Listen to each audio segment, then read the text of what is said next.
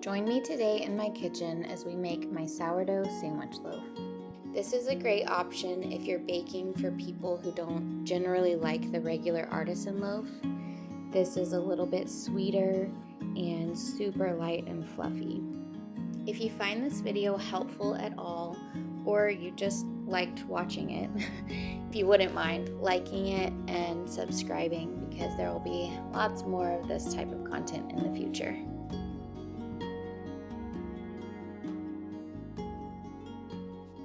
Before I jump right into it, I like to set everything out and have all of my ingredients ready.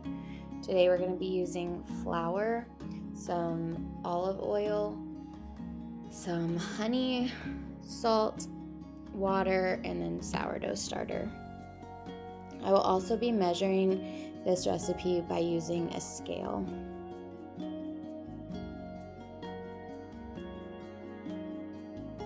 To start off, we're going to pour in 350 grams warm, not hot, just warm water. As you will see through this process, I am not worried about getting it perfect down to the gram.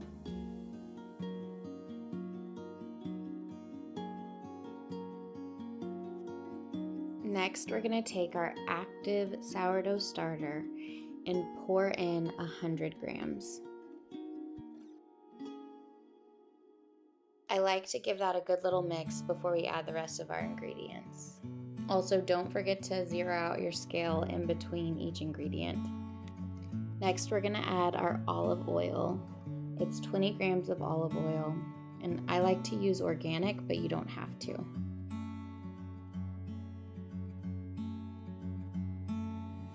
Next, we're gonna add in our honey. I use 100 grams of honey, but as you see here, I go over and I'm okay with that. It just makes the bread a tiny bit sweeter. I prefer to use local honey from this area when I have it on hand.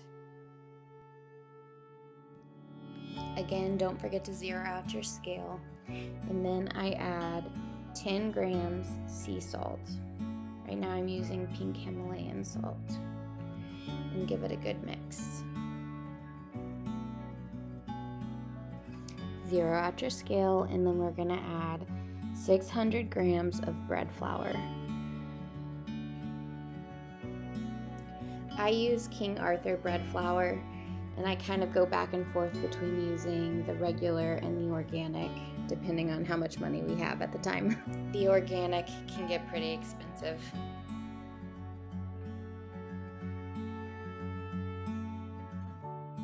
Here, I'm just gonna give it a good mix with my whisk and make sure that it's mostly incorporated.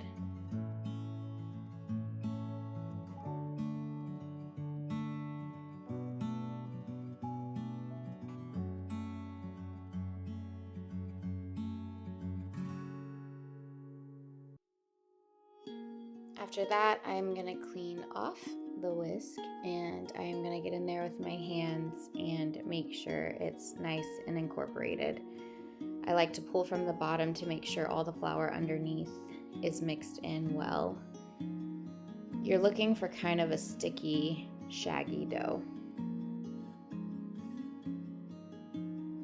After that, we're gonna cover it and put it in a warm place for about 45 minutes. After it's rested for 45 minutes, we're going to start our first set of stretch and folds. So we are going to go from one end, stretch it all the way up in the air, and fold it over itself. I'm actually going to go around the bowl twice. The rest of the time I only do this one time around the bowl, but just for this first set of stretch and folds, just to get more of that tension in the dough, I go around it twice. Now we're going to cover it back up and let it sit for 30 minutes in a warm place. Now we are on to our second set of stretch and folds, and this is not a good angle, but it is what it is. So you stretch it up in the air, fold it over itself, and we're gonna go around the bowl one time this time. So now we're gonna cover it and set it back in a warm place. As we're waiting for the bread to rest, this may be totally random.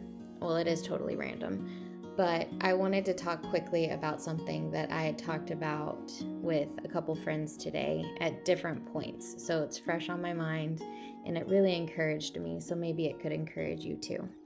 Comparison is the thief of joy, right? We've heard it said so many times, yet we still compare ourselves daily. Whether we're comparing how much better someone is than we are or how much harder they have it than we do, it's very rare that we give ourselves the grace that God shows us daily.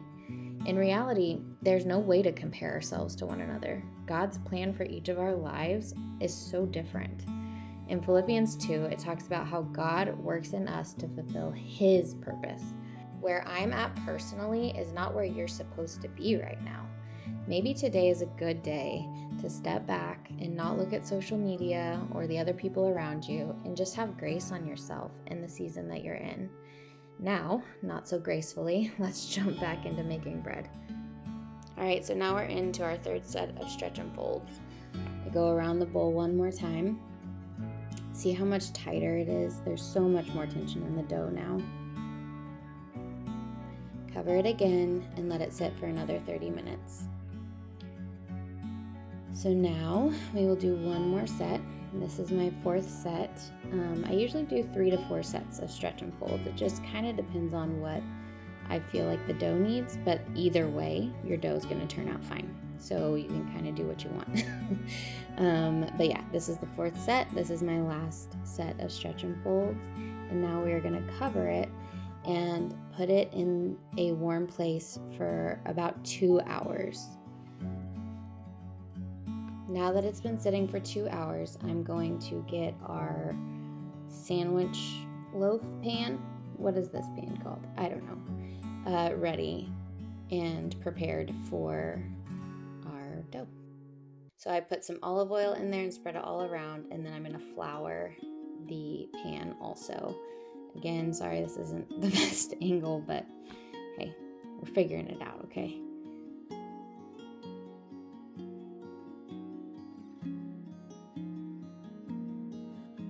Now that it's floured really well, we're going to take our dough out of its warm little place, which for me was my oven on the proof setting, but you don't have to do that. Now we're going to turn it out onto the counter. It comes out pretty clean, but I do give it a little help just getting out of the bowl. And I'm going to shape it into kind of a squarish rectangle shape. And now we are going to fold one side to the middle and then take the other side, fold it to the middle, and then start from one end, and we're going to roll it up pretty tight. You're kind of wanting to pop any air bubbles because we want obviously a tighter crumb with a sandwich loaf. So I'm going to give it a nice tight little roll, and then I kind of seal the edges. I just kind of pinch them. And then we also are going to kind of pull the tension on the counter so that it seals up the bottom. And then you just set it right in. Now we're going to cover it, and we're actually going to put it back in the warm place for another 3 to 4 hours until it rises to about this point. So the reason why I only let it rise to this point is because I put it in my fridge overnight, and it continues to rise in my fridge quite a bit. So this will be kind of trial and error for you. If it does not rise a lot in your fridge, you may want to let it bulk ferment for longer in a warm place. So this is the next morning. This is how much it rose just sitting in my fridge overnight.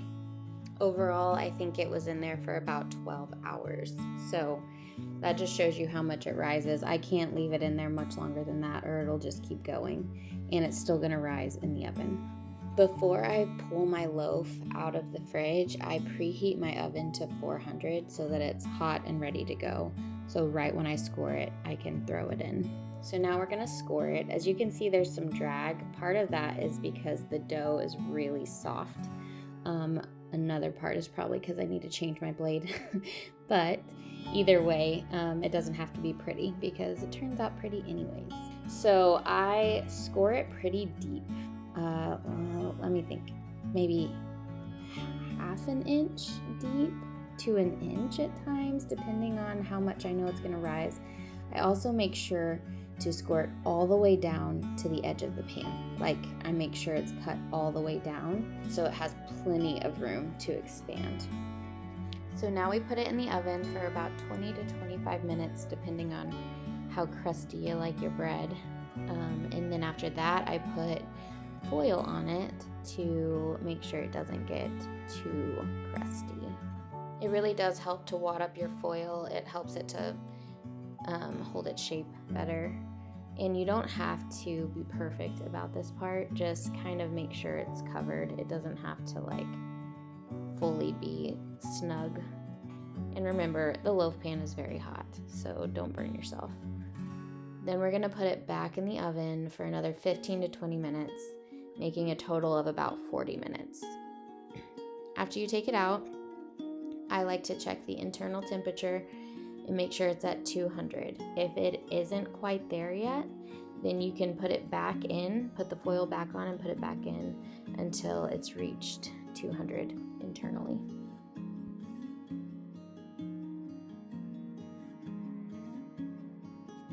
Now I like to take a butter knife and just kind of help release it from the edges before I try to turn it out. I just go along all the sides and kind of push against the bread to just kind of release it from the edge.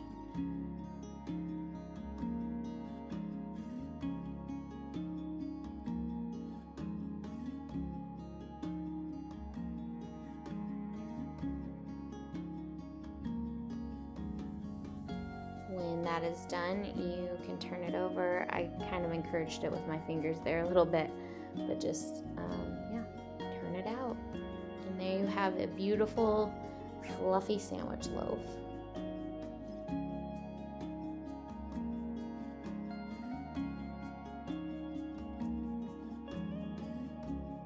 So then you generally wait for it to cool, which I did in this video. I was very patient. And then you slice it up.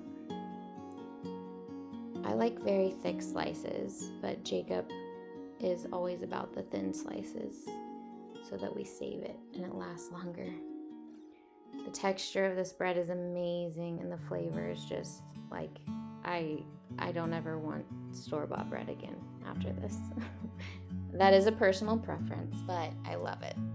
Thank you so much for watching, and please let me know if you try out this recipe and love it as much as we do. We'll see you soon.